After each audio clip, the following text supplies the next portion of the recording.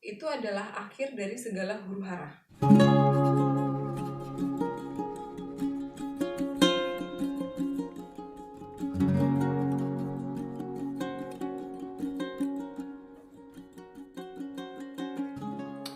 Akhirnya jadilah sore itu kami ke gereja untuk menghadiri sidang. Sidang atas surat yang keberatan atas maksudnya surat keberatan. Nah, di persidangan itu pertama kali ditanyakan adalah keberatannya ini dasarnya apa. Jadi yang ditanya adalah bapak dan ibunya suamiku, keberatannya dasarnya apa? Yaitu ketidakdewasaan, terus nggak pernah dikasih tahu ini itu. Terus saya ini kalau ngomong, kebetulan bapaknya suamiku tuh psikiater.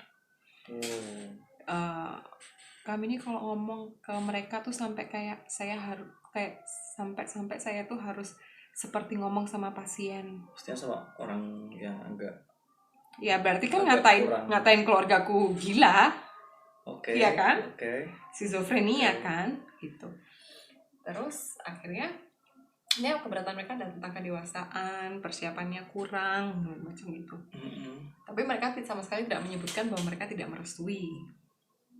Jadi mereka merestui, cuman request mereka tuh ditunda aja. But I'm pretty sure kalau itu ditunda pasti akhirnya dibatalkan. Karena memang sebenarnya target gitu. Mereka itu gitu. Terus habis itu setelah mereka menyampaikan poin-poin keberatannya apa, dilempar ke suamiku. Nah, ini udah ada keberatan dari bapak ibu nih. Mas ini gimana? Apakah tetap lanjut atau mau berhenti? Terus suamiku bilang, intinya kami tetap lanjut apapun yang terjadi. Itu tuh kayak satu sidang itu yang dihadiri oleh banyak sekali majelis-majelis. Itu langsung kayak zing gitu. Diam gitu. Kayak, dan beberapa orang tuh kayak matanya mulai berkaca-kaca gitu loh. Tapi kayak macam terharu gitu kayaknya. Keren. Terus dan emang beberapa orang yang ada di situ pas nikahannya udah beres, banyak yang cerita ke ibuku, maksudnya wah pas momen itu tuh aku kayak pengen nangis loh gitu. Aku dengannya juga mau nangis nih. Iya, pokoknya intinya suamiku tetap bilang mau lanjut. Nah, terus habis suamiku yang ditanyain, dia bilang dia mau lanjut dengan segala penjelasannya. Aku ditanya kalau aku gimana, terus ya aku bilang bahwa kalau dari aku akan tetap lanjut selama suamiku tetap mau lanjut. Nggak bohongan kan nih? Enggak, ini beneran. Beneran aku bilang selama suamiku mau lanjut, ya aku akan tetap lanjut.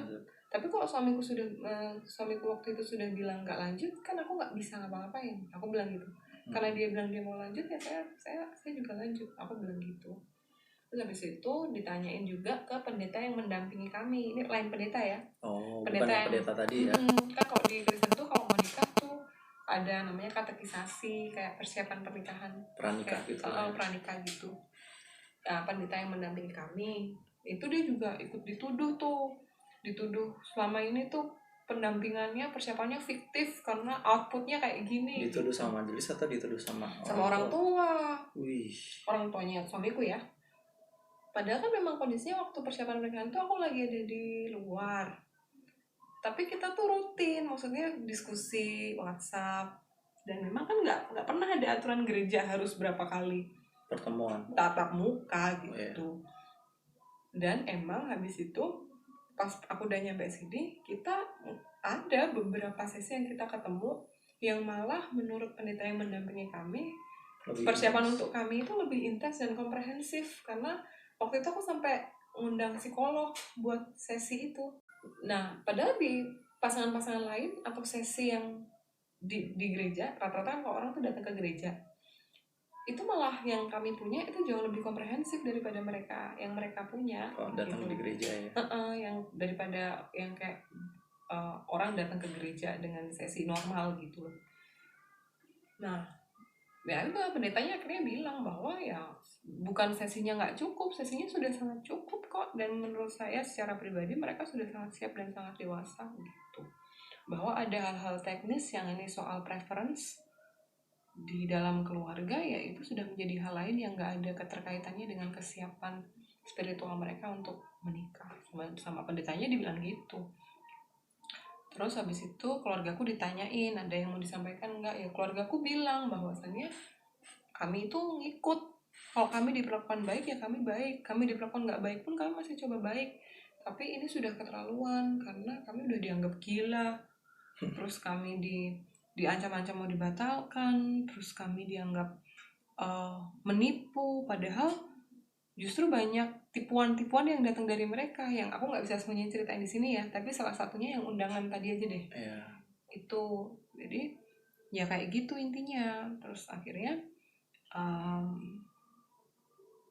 majelis waktu itu ketuanya bilang bahwa ya setelah kami memperhatikan diskusi hari ini bahwa sebetulnya ada keberatan, tapi keberatan yang masuk ini bukanlah keberatan yang sah. Jadi nggak diterima. Kan kalau kayak aku, maksudnya aku kan aktif di gereja ya, dan aku sempat belajar tata gereja, tata laksana gereja gitu, tagar talak gereja. Aku paham bahwa yang masuk dalam lingkup keberatan yang sah tuh kayak misalnya, oh ternyata ini istri orang, Pelakor dong.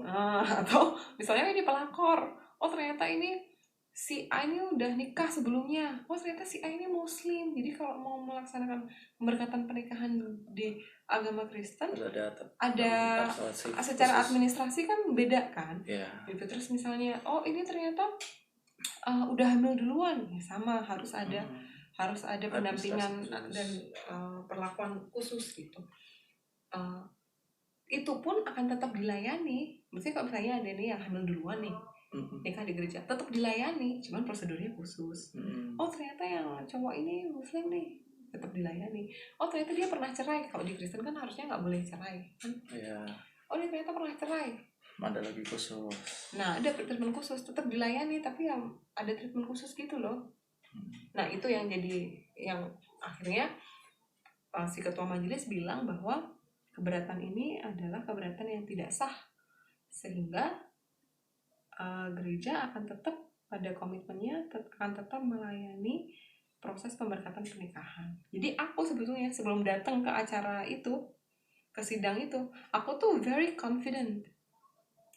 Karena aku tahu keberatan ini keberatan yang gak sah, dan pasti akan diketawain doang di sidang gitu loh. Kasian juga sih tapi. Siapa yang kasian? Ya orang tua si cowok udah susah-susah bikin surat keberatan sampai sana terus ditolak mentah-mentah gitu. Iya. Terus belum lagi yang lebih kasihan adalah kan sebelum akhirnya diputuskan, semua majelis itu ditanyain, semua yang hadir itu ditanyain ada pendapat enggak menurutmu tentang kasus ini gitu. Dan hampir semua itu bilang bahwa lanjut aja. Lanjut nikah.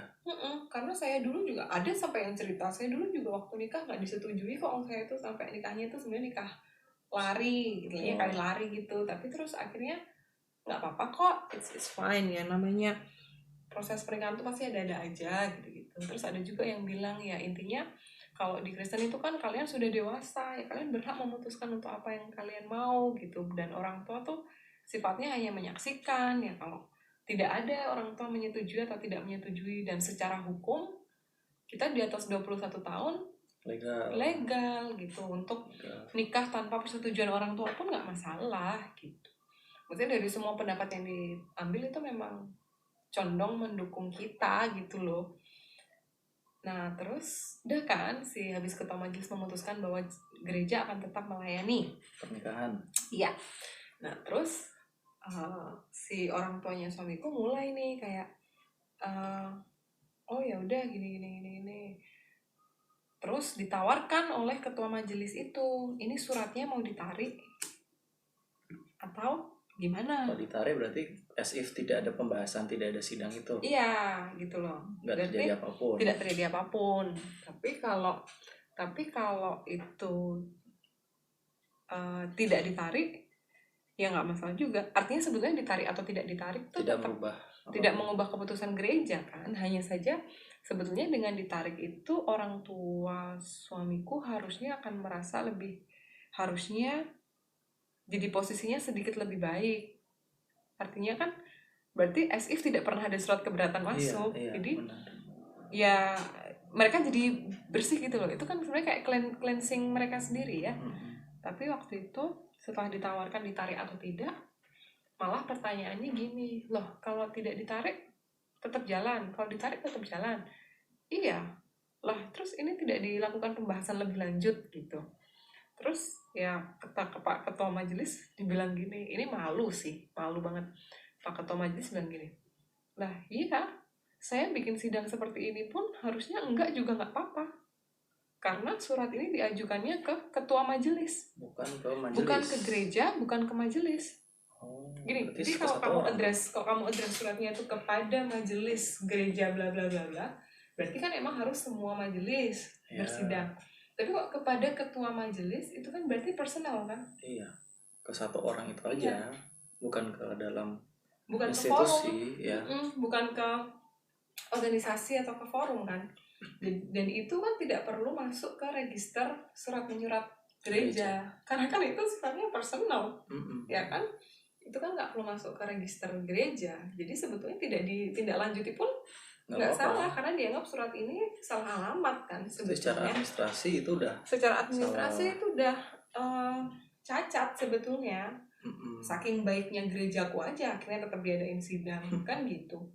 Terus mereka kayak, oh gitu, jadi ini surat tidak bisa masuk ke register gereja. Nggak bisa, kecuali bikin lagi yang baru.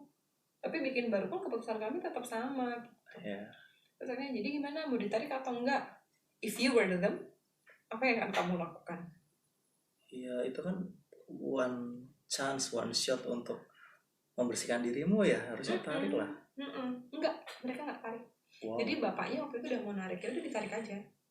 Tapi terus ibunya bilang, enggak, karena kan kami membuat surat ini tuh atas hasil diskusi dan rembukan dengan keluarga besar. Jadi kalau kami mau narik, kami juga akan tarik sesuai hasil keputusan keluarga besar. Berarti dengan itu, dengan tidak langsung ngomong bahwa kalau si cowok mau nikah itu harus keputusan keluarga besar. Iya, pokoknya every single RW, ya, aduh, maksudnya nggak tahu sampai sejauh apa dan sebesar apa, tapi kayaknya intinya every single step yang dilakukan itu memang pada akhirnya aku jadi tahu bahwa itu mungkin banyak dipengaruhi oleh keluarga besar, quote in quote yang mereka sampaikan, maksudnya yang dimaksud oleh orang tuanya suami itu tadi. Maksudnya ya, oh ya mungkin berarti kenapa tadi waktu di rumah was fine, bilang nggak apa-apa, aku nggak ada, tapi begitu pas 15 menit keluar dari rumahku tiba-tiba berubah gitu. Atau di awal mereka udah oke dengan rencana pernikahan kita yang begini, tapi terus di endingnya beda gitu kan. Mungkin ya karena begitu mereka secara pribadi internal mereka udah oke, tapi begitu itu nyampe ke keluarga besar terlalu banyak masukan yang mungkin menekan juga untuk mereka, sehingga mereka kayak jadi berubah pikiran gitu loh. Itu sih. Nah sehingga akhirnya waktu itu ya udah, itu adalah akhir dari segala huru hara. Sebelum itu tuh kayak dunia ini serasa neraka, udah kayak masalah nggak ada henti-hentinya. Tapi begitu momen setelah sidang itu malah jadi kayak momen yang menurutku tuh sangat melegakan. Momen yang aku secara pribadi aku sangat mensyukuri adanya momen itu. Moment of truth gitulah ya. Iya. Maksudnya gini, kalau ditanya malu nggak sih sampai disidangin gitu, malu banget. Apalagi kan aku aktif di gereja, semua majelis tokoh-tokoh yang hadir di situ tuh aku kenal, dan mereka kenal baik sama aku kenal baik sama mereka. Tapi ternyata ceritanya berakhir di sidang itu kan kayak aku malu ya. Aku malu, suamiku malu, dan aku tahu ini pasti jadi bahan gosip, bahan pembicaraan banyak sekali orang. Karena kan pasti bapak A datang ke sidang, dia pulang cerita ke istrinya nanti pas lagi kumpulan sama ibu-ibu cerita. Ya kalau di gereja nggak ada PKK ya, ibu-ibu yang ngerangkai bunga, ya mereka pasti jadi ngomong. Jadi kayak I know it's going to be big. Aku malu, aku tahu aku bakal jadi bahan pembicaraan di gereja selama mungkin sebulan ke depan. Tapi buatku momen itu adalah momen yang sangat melegakan, momen yang aku syukuri, karena itu kayak jadi pintu di mana habis itu aku masuk ke sebuah ruangan yang peaceful. Tapi Nah, maksudnya gitu. tuh kayak udah nggak ada lagi tuh orang-orang yang demanding, nggak ada lagi tuh ancaman-ancaman pembatalan. Aku tuh sampai sempat berpikir kenapa nggak dari dulu ya di sidang gitu loh, kenapa nggak beberapa bulan yang lalu di sidang. Kalau mau recall nih, itu sidangnya itu berarti terjadi berapa minggu sebelum hari H itu? Seminggu. Seminggu? Mm-mm. Seminggu sebelum pernikahan. Mm-mm. Gila sih itu. Mm-mm. Gila sih. Maksudnya ini aku baru pertama kali dengar ada kasus di mana orang tua, kalian udah pacaran 7 tahun kan? Mm-mm.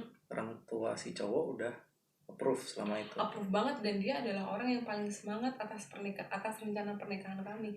Dia yang mewartakan ke seluruh penjuru bumi, anakku mau nikah sama si itu loh. Itu sampai aku tuh bingung, orang-orang gereja tuh manggil aku, wah ini anaknya Bu ini ya, wah mau jadi anaknya Bu ini. Semua orang gereja tahu, padahal Terus- aku nggak ngerasa bilang siapa-siapa. Terus tiba-tiba di injury time istilahnya minta untuk dibatalin. Iya, lucu kan? Lucu sih itu. Kalau menurutmu setelah mendengar kisahnya ini tadi, kira-kira sebenarnya what was their biggest concern?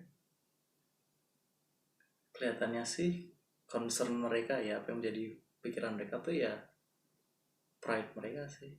Pride untuk soal resepsi maksudnya. Pride di Pride resepsi iya, atau pride kayak aku dimarah-marahin sama calon mantuku gitu. Apa aku dipermalukan. Kalau aku sih ngeliatnya kayak